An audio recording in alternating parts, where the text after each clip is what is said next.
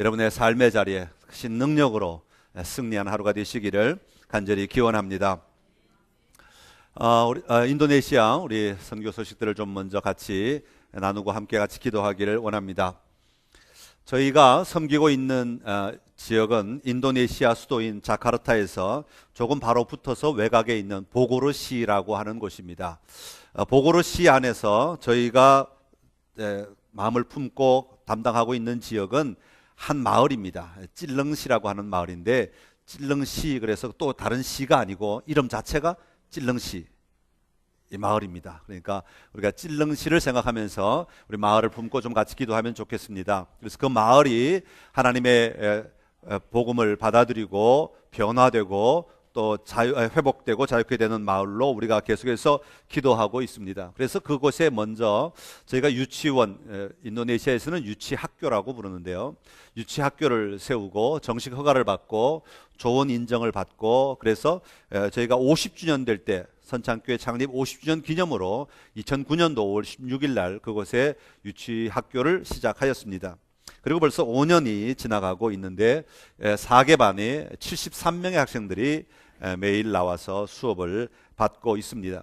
그리고 그 유치학교 바로 옆에 붙어서 건물 땅이 하나 있어서 그것을 사서 원래 거기다가 이 유치학교를 졸업한 학생들이 갈 곳이 없어서 기독교 학교가 없기 때문에 기독교 학교 초등학교를 지어서 거기서 계속해서 공부를 하게 하려고 했는데, 그 마을 사람들이 유치학교까지는 괜찮은데 이 초등학교는 허락하지 않겠다, 무슬림 마을이다 보니까 허락을 하지 않아서 저희가 그곳에 학교를 지을 수 없어서 그 땅을 유치학교의 활동실로 사용하고 초등학교를 임시로 다른 그 자카르타 근교 바로 안쪽에 큰 부자 마을이 있는데 거기에 상가가들이 많이 있어요. 그래서 그 상가를 임시로 빌려서 저희가 초등학교를 시작을 하였습니다. 초등학교 시작한 지가 벌써 2년이 지났고 올해가 이제 7월 달이 개학하는 시간인데 3년 차가 들어갑니다.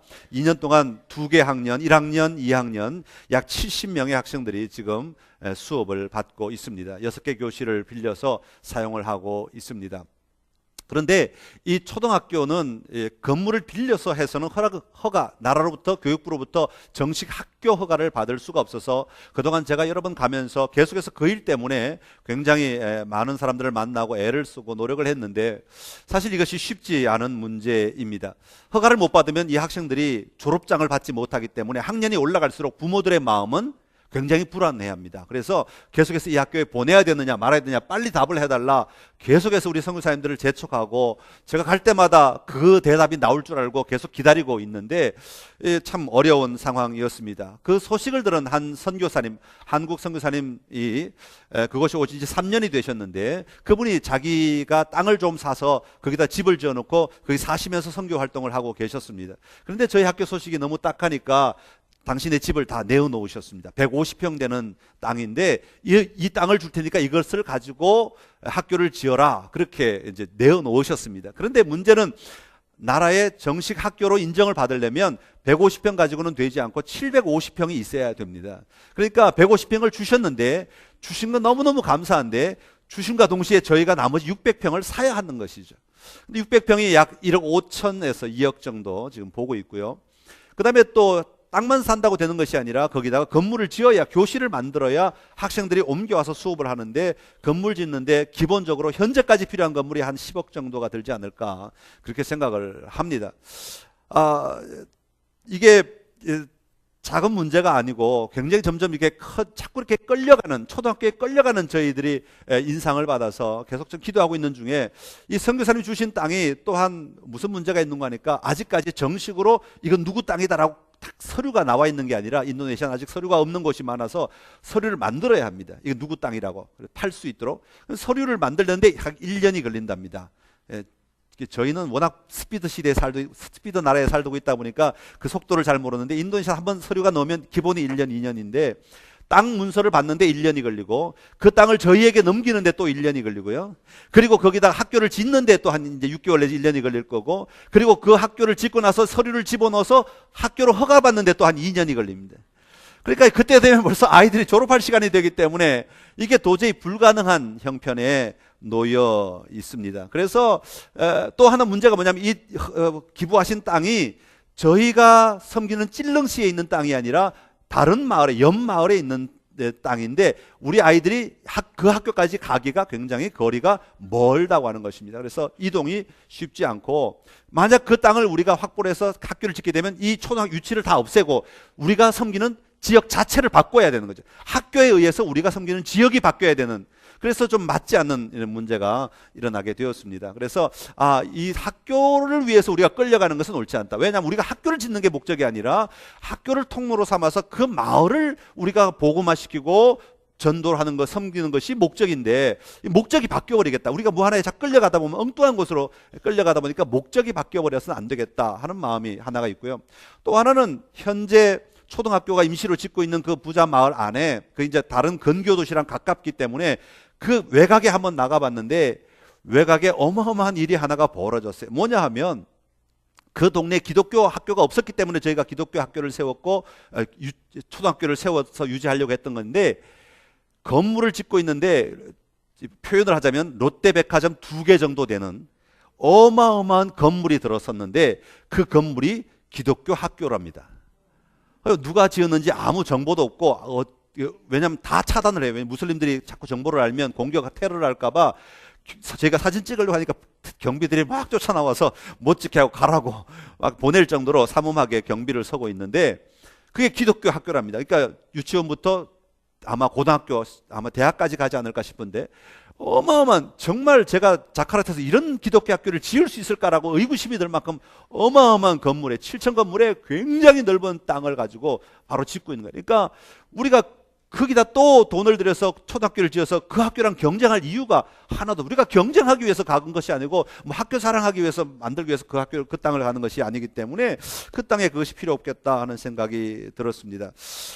그래서 저희가 낸 결론은 기부한 땅에도 학교를 짓는 것이 적합하지 않고, 또 이 땅에 계속해서 저희가 짓는 것도 옳지 않고, 저희가 있는 땅에 학교를 계속 할 수도, 지을 수도 없고, 허가가 나지 않기 때문에 지을 수 없고, 그런 상황이라면 지금 있는 이 학교를 다른 분들에게 인수인계를 하고, 아니면 저희가 운영을 하고 다른 사람이, 학교 운영은, 행정 운영은 저희가 하고 학교의 소유는 다른 사람이 가져가도록 하는 것이 좋지 않겠는가. 왜냐하면 현재 한인교회들이 그걸 굉장히 기대하고 있어요. 저희 학교를 달라고 요청하는 곳이 굉장히 많이 있습니다. 왜냐하면 학교가 잘 세팅이 되다 보니까, 또 선교사님들 가운데서도 저희 학교를 탐내시는 분들이 많이 있어요. 그래서 그런 분들에게 넘겨드리고, 저희는 학교가 목적이 아니라 학교를 통한 지역이 목적이기 때문에 오직 우리에게 주어진 그 찔릉시에 집중하는 것이 훨씬 더 효과적인 선교 사역을 감당하겠다 하는 결론을 내게 되었습니다. 그래서 공동 운영을, 초등학교는 공동 운영을 하든지 아니면 위탁 운영하든지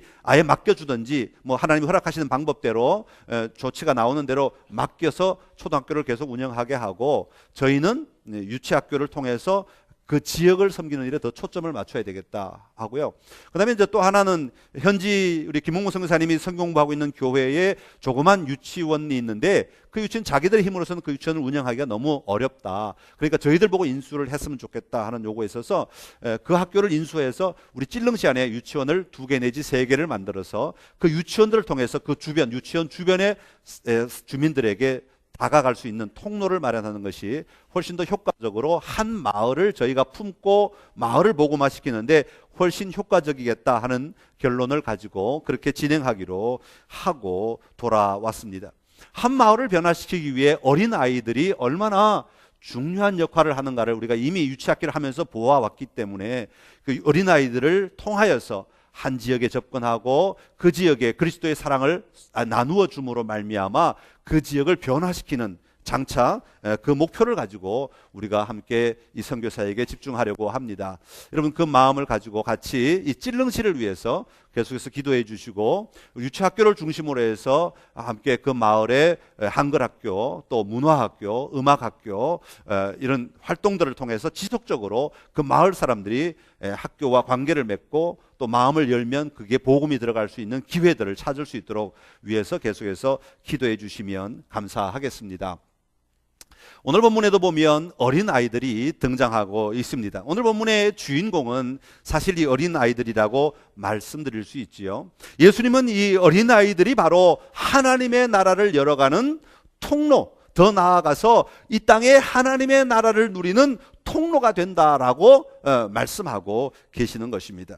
이처럼 예수님에게는 이 어린아이들이 너무나 소중하고 귀한 존재들로 오늘 소개하고 있습니다. 그러나 예수님은 그렇게 귀한 존재로 여기고 있지만 제자들은 그 예수님의 마음을 알지 못하고 그들이 얼마나 소중한지 아름다운 존재인지를 인식하지 못하고 그들을 예수님께 나아오는 것을 방해하고 막는 것을 볼 수가 있습니다. 오늘 본문의 말씀을 통해서 무엇이 제자들로 하여금 그 아이들이 예수님께 나아오는 것을 방해하고 있었나 막고 있었나 하는 것들을 살펴봄을 통해서 오늘 우리의 삶을 좀 돌아보고 오늘 이 한국 이 시대 오늘 이 상황 가운데서 우리가 어떠한 삶을 살아야 할 것인가를 다시 한번 발견하고 또 우리의 삶을 정돈하는 그런 시간이 될 수 있기를 간절히 기원합니다.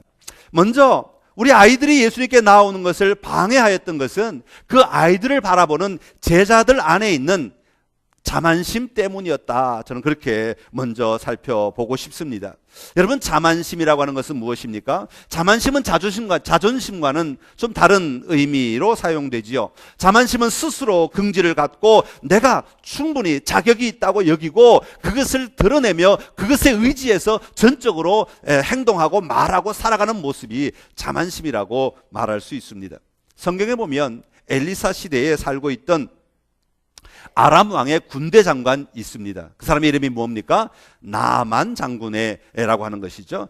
좀 천천히 읽으면 나만 장군이지만 빨리 읽으면 나만 장군입니다. 나만 장군. 그러니까 나만 생각하는 장군, 나만 장군이야. 너희들은 다 장군이 아니고 쫄병들이고 자만심으로 똘똘 뭉친 사람이 바로 이 나만 장군이라고 말할 수 있습니다. 자, 이 사람이 문제가 하나 있죠. 뭡니까? 온몸에 문둥병을 앓고 있다는 것입니다. 장군의 권세를 가지고 권력을 가지고 힘을 가지고 돈을 가지고 모든 것을 가지고 다 동원하여 이 병을 치료하려고 하지만 치료할 방법을 찾을 수가 없습니다.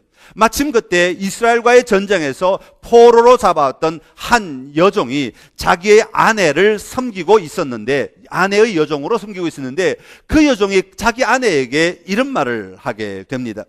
우리 주인이 사마리아에 계신 선지자 앞에 계시면 병을 고칠 수 있을 것 같습니다. 아내가 들을 때는 이 말이 귀가 번쩍 뜨이는 말이 아니겠습니까? 당장 나만 장군에게 이야기를 합니다. 나만 장군은 그 이야기를 듣자마자 왕에게 가서 내가 엘리사를 만나겠습니다 라고 이야기를 합니다. 그럴 때 아람 왕은 이제 편지를 하나 써주죠. 이스라엘 왕에게 편지를 써줍니다. 이 좋은 말로 편지죠. 이 편지는 거의 협박과 같은 권세를 가진 거예요. 이 나아만 장군이 병을 못 고치면 너는 죽은 목숨이다. 뭐 이런 그런 내용은 그것이 아니라 할지라도 그런 권세를 가지고 있는 편지였죠. 이스라엘 왕이 그 편지를 받을 때 얼마나 두렵고 떨렸는지 옷을 찢으며 괴로워했다 그랬습니다. 그 소식을 엘리사가 듣게 되지요. 엘리사가 왕에게 전가를 보냅니다. 그 사람을 나에게 보내주십시오. 나아만이 드디어 이제 일이 풀려가는가 보다 라고 생각을 하고 나아만과 일행이 이 엘리사의 집에 갑니다. 엘리사의 집에 문을 두드립니다.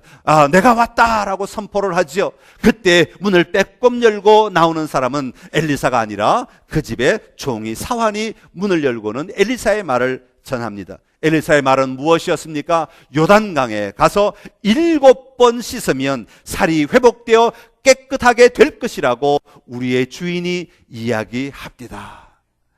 이 말을 들은 나만 장군인데 얼마나 화가 났는지 머리끝까지 화가 났습니다. 그 사실을 진위는 따져보지도 아니하고 그것을 행하겠다는 마음조차 다 닫아버리고 화가 머리끝까지 났습니다. 화가 난 내용은 그 사환이 말해준 내용이 문제가 아니라 자기가 여기까지 오면서 기대했던 것이 다 무너졌기 때문입니다. 자기가 기대했던 것은 무엇입니까? 나 같은 장군 앞에 엘리사가 머리를 조아리고 나와서 자 이제 하나님의 이름을 부르며 손을 들고 춤을 추면서 하나님 앞에 소리를 질러가며 하나님 내려와 달라고 하나님 도와달라고 소리를 지르다가 손을 그 부위 위에 막 흔들어 가지고 그러면 갑자기 나병이 낫게 될 것을 기대하고 왔다고 성경은 아주 구체적으로 그렇게 기록하고 있습니다. 그런데 그런 행위 하나도 없이 종이 찔끔 나와서 요단강에 몸을 7번 씻으라고 하니 분노가 차오르는 것이죠. 견딜 수가 없습니다. 그때 종들이 이렇게 말합니다. 다른 것을 시켜도 하셔야 할 터인데 강물에 7번 목욕하는 것 그 얼마나 쉬운 일입니까? 그것 하고 갑시다라고 설득을 합니다.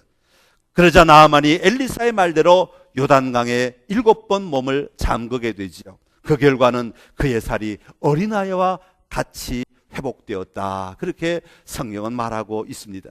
여러분, 엘리사의 말을 그대로 따를 수 없게 하였던 것은 바로 이 나아만 장군 안에 자리하고 있던 자만심 아니었겠습니까? 나 중심의 사고, 내가 가지고 있는 것을 놓칠 수 없는 삶, 내가 조금이라도 작아지면, 내가 조금이라도 손해볼 것 같으면, 내가 조금이라도 눌리는 것 같으면 죽을 것처럼 괴로워하는 마음들, 이것이 바로 자만심의 결과가 아니겠는가 하는 것입니다.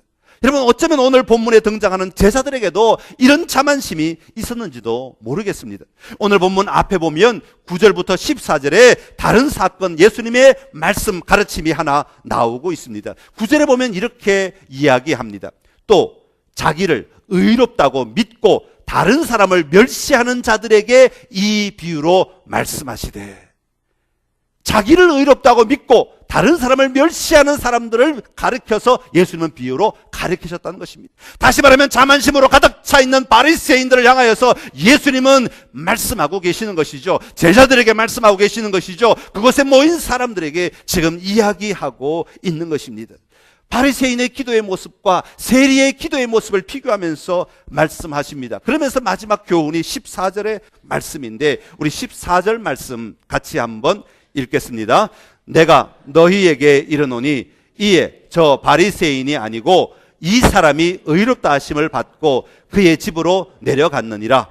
무릇 자기를 높이는 자는 낮아지고 자기를 낮추는 자는 높아지리라 하시니라. 아멘. 할렐루야. 예, 이것이 바로 예수님의 가르침이었죠. 이것이 바로 예수님의 메시지였습니다. 이것이 바로 예수님이 하시고 싶은 이야기였고, 이것이 바로 예수님이 사용하고 계시는 방법이었다고 하는 것입니다. 제자들도 이 얘기가 들려줘야 했죠. 제자들도 이 말씀을 받아들여야 했습니다. 제자들도 이 가르침을 따라야 했습니다. 그런데 이 말씀이 끝나자마자 15절에 제자들에게는 어떤 생각이 일어나게 되었습니까?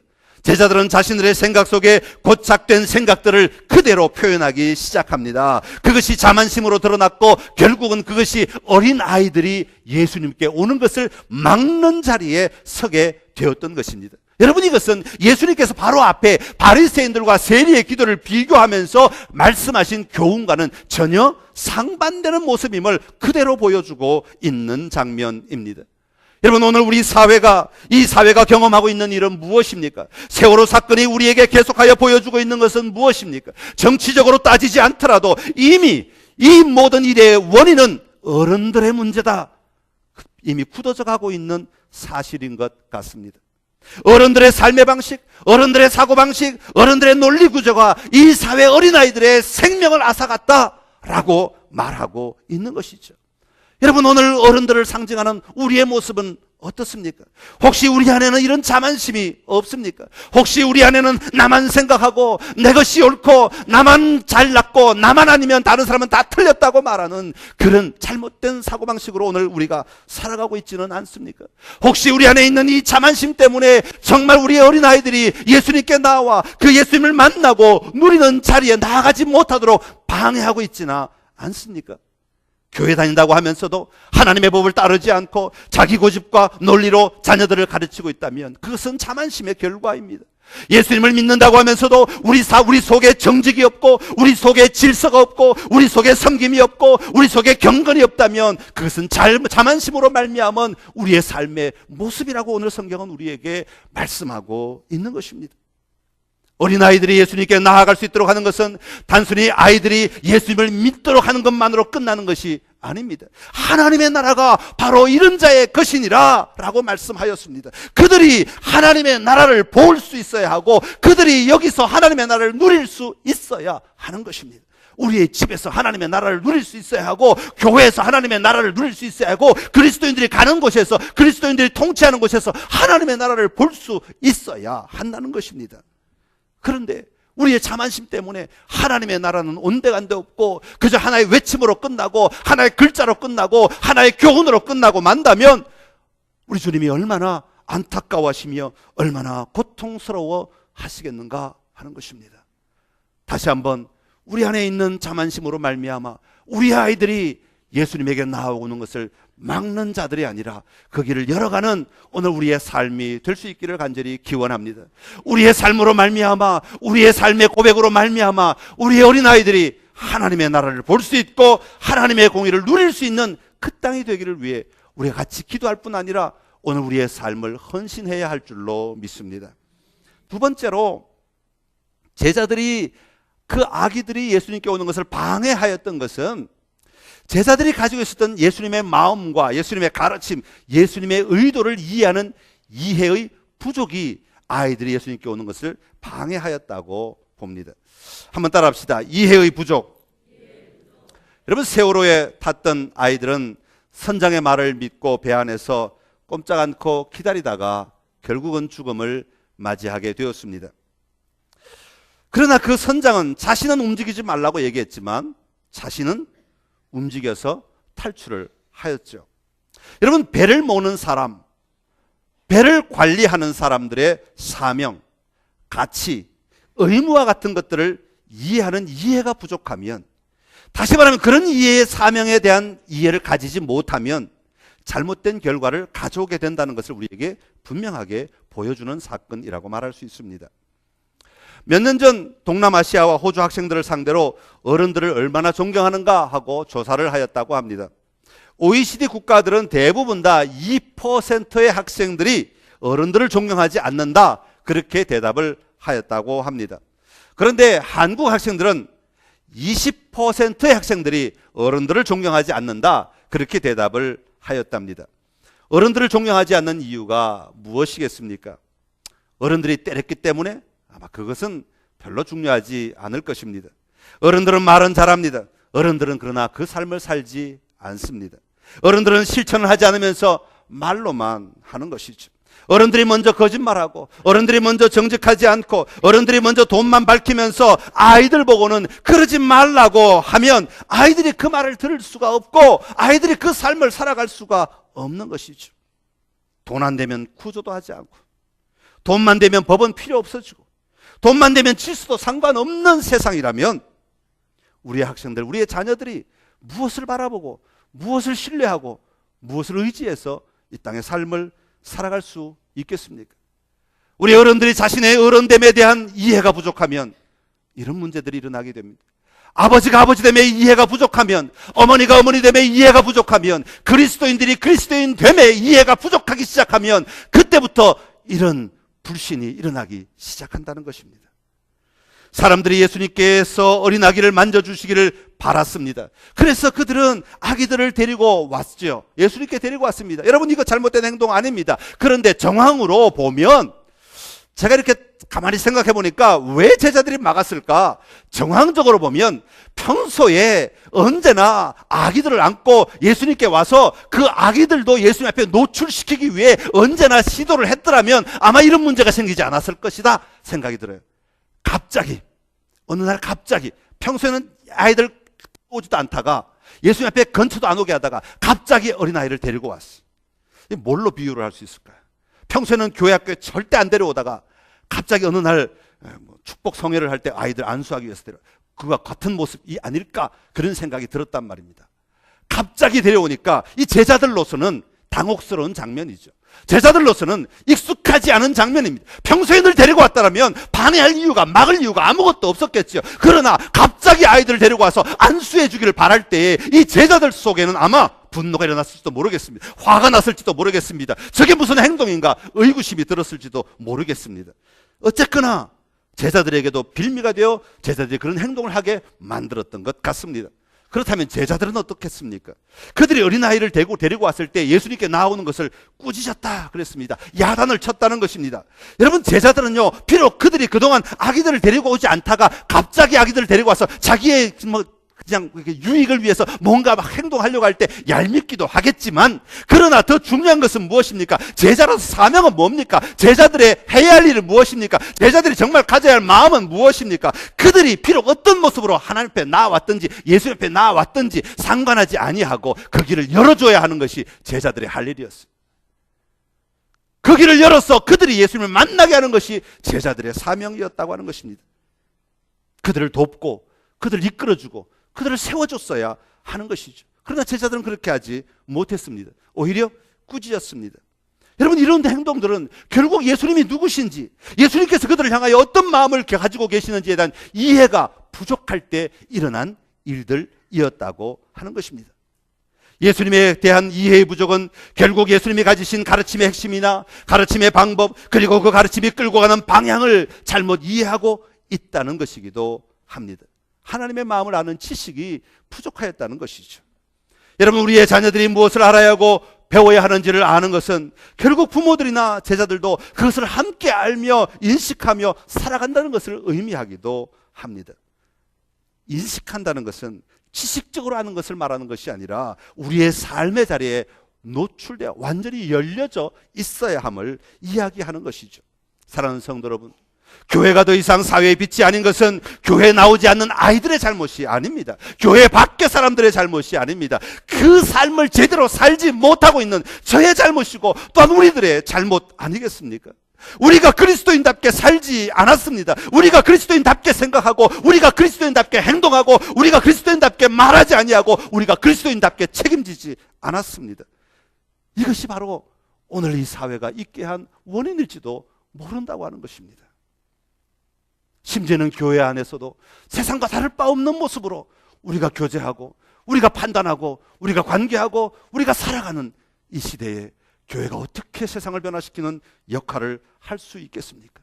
여러분, 다시 한번 예수님을 알아가는 우리 선창교회가 될 수 있기를 간절히 기원합니다.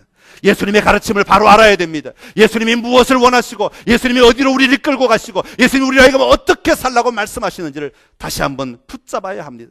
잘못된 이해는 아이들이 예수님께 오는 것을 막을 수밖에 없지만 바른 이해는 그 아이들이 예수님께 나오도록 길을 열어주는 통로가 될 수 있는 것이죠. 오늘 우리 선창의 모든 가족들이 예수님 앞으로 나오는 모든 어린아이들, 육적인 어린아이들, 영적인 어린아이들, 사회적인 어린아이들이 마음껏 나올 수 있도록 길을 열어주는 선창의 모든 가족들이 되시기를 간절히 기원합니다. 마지막으로 제자들이 어린아이들이 예수님께 나오지 못하도록 막는 데에는 장소의 부족이 있었다, 공간의 부족이 있었다, 저는 그렇게 생각을 합니다.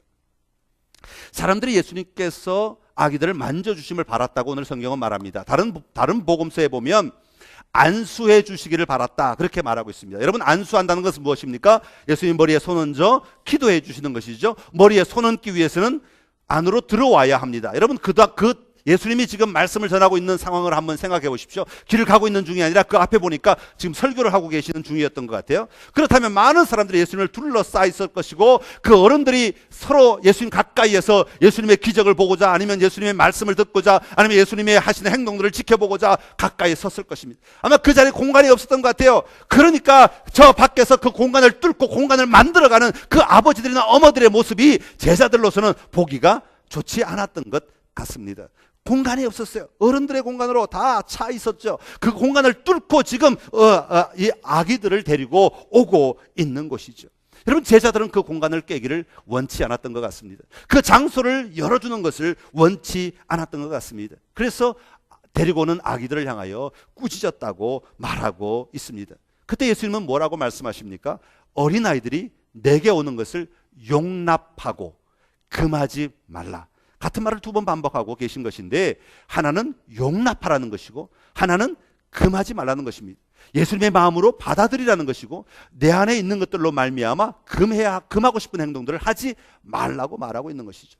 용납하고 금하지 말라고 말하고 있습니다. 다시 말하면 예수님이 계신 그 공간 안으로, 예수님이 계신 그 장소 안으로 그 아이들이 들어올 수 있도록 길을 열어주고 용납해 주라고 이야기하고 있는 것이죠. 여러분, 이것은 단순히 장소적인 공간만을 이야기하는 것이 아니라 제자들의 마음의 공간도 이야기하는 것이고 그곳에 있는 사람들의 생각의 공간도 이야기하고 있는 것이에요. 그들 안에 열어주어야 하는 것이에요. 여러분, 오늘 우리가 살아가고 있는 이 시대는 어른들만의 공간이 절대로 아닙니다. 그러나 마치 이 세상을 쳐다보면 어른들만의 공간인 것처럼 보이며 살아가고 있습니다. 여러분, 모두의 공간입니다. 이 모두의 공간인 것을 우리가 인식하기 시작할 때 하나님의 나라가 이 땅 가운데 임함을 볼 수 있기 시작하는 것이죠. 여러분, 집에서는 어떻습니까? 여러분 집에 아기가 태어나면 그때부터 집안의 모든 공간은 누구 차지입니까? 아기 차지입니다. 그런데 왜 집 밖에만 나오면 그 아기들이 갈 곳이 없어지게 될까요? 오늘 우리의 이중적인 사고와 이중적인 구조가 우리의 신앙을 신앙인답게 살아가지 못하도록 막고 있는 일들이 너무나 많이 있다고 하는 것입니다. 어린아이들이 내게 오는 것을 용납하고 금하지 말라. 오늘 어린이 주일 조금 무거운 말씀으로 드렸습니다마는 이 시대에 오늘 우리가 다시 한번 좀 생각해 봐야 될 말씀이어서 함께 나누었습니다. 하나님께서 선창교회를 통하여 귀한 어린 영혼들을 맡겨 주셨습니다. 단순히 육체적인 나이가 어린 어린아이들도 맡겨 주셨지만 영적인 어린아이들도 맡겨 주셨습니다. 이제 하나님을 막 알아가는 어린아이와 같은 사람들도 맡겨 주셨습니다. 사회적으로 약자이신 분들도 우리에게 맡겨 주셨습니다. 여러분, 어린아이들이 내게 오는 것을 용납하고 금하지 말라고 했습니다. 내 안에 있는 자만심, 주님에 대한 이해의 부족, 장소의 부족으로 인하여 그들을 막는 일들이 우리에게 없어야 하겠습니다. 열어서 함께 만들어가는 하나님의 나라를 우리가 보아야 하고 누려야 할 것입니다. 우리 교회가 그런 교회가 되어서 이 땅에 빛으로 다시 한번 소망을 주는 교회가 될 수 있기를 간절히 기원합니다. 기도하겠습니다. 참 좋으신 우리 하나님 아버지, 오늘 우리가 이 땅을 살아가면서 우리가 알게 모르게 많은 사람들이 주님께 나아오는 것을 방해하는 그 생각들을 우리가 가지고 살아가고 있음을 다시 한번 보게 됩니다. 하나님, 우리의 연약함을 불쌍히 여기시고 주님 앞에서 다시 한번 설 수 있는 은혜를 베풀어 주시옵소서. 우리 안을 들여다보고 우리 연약함을 바라보고 우리가 깨트려야 될 것들을 바라보고 주님 앞에서 어린아이들이 내게 오는 것을 용납하고 금하지 말라고 하신 말씀처럼 마음껏 어린아이들을 통하여 하나님의 나라를 보고 하나님의 나라를 누리며 살아갈 수 있는 오늘 우리의 삶이 되게 하여 주시옵소서. 자만심을 버리게 하여 주옵시고 이해의 부족을 깨트리고 우리에게 주신 삶의 사명들을 다시 한번 발견하고 가치들을 발견하게 하여 주옵시고 주님 앞에 나오는 이 장소의 공간, 우리의 삶의 현장의 공간들을 열어갈 수 있는 은혜가 있게 하여 주시옵소서. 예수님의 이름으로 기도드리옵나이다. 아멘.